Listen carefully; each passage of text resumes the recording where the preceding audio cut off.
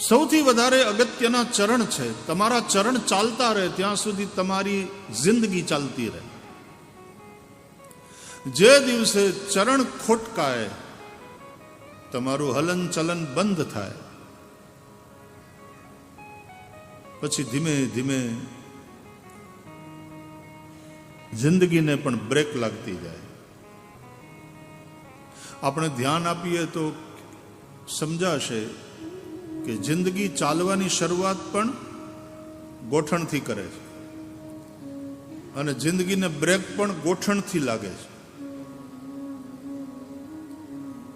બાળક ચાલવાની શરૂઆત કરે એટલે આપણે એમ કે ઘૂંટણિયા ભેર ચાલે છે. ઘૂંટનોं के बल चलता है बच्चा पहले, અને પછી એક ઉંમર એવી આવે ની ઓપરેશન કરાવવા પડે, ઢાંકણી બદલાવવી પડે, તોય ક્યારેક સરખું ચાલે, ક્યારેક સરખું ન ચાલે.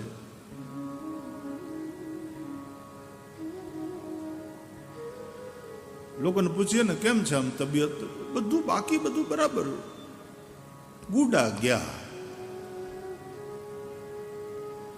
પગ હવે નથી ચાલતા. એટલે જીવનની ગતિને બ્રેક લાગવાની પણ શરૂઆત અહીંયાથી જ થાય છે. પગ ચાલતા રહે.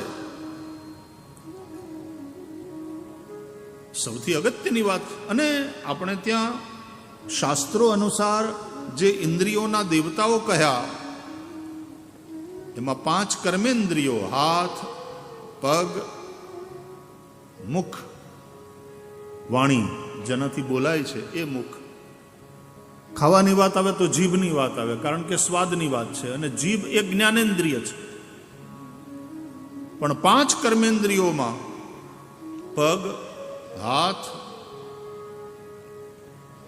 મુખ, મૂત્રદ્વાર અને મલદ્વાર, આ 5 કર્મેન્દ્રિયો છે. અને શ્રીમદ ભાગવતમાં પણ વર્ણન છે અનુસાર આ 5 કર્મેન્દ્રિયોના દેવતાઓનું તમે દર્શન કરો તો પગના દેવતા ભગવાન વિષ્ણુ છે, સર્વશ્રેષ્ઠ. અને ભગવાન વિષ્ણુ એટલે ચાલક બળ, સંચાલક બળ, ઓપરેટિંગ ફોર્સ. વિષ્ણુ તો ભગવાન વિષ્ણુ એ પગના દેવતા છે. એની કૃપા હોય તો પગ ચાલતા રહે, અને પગ ચાલતા રહે ત્યાં સુધી જીવન ચાલતું રહે.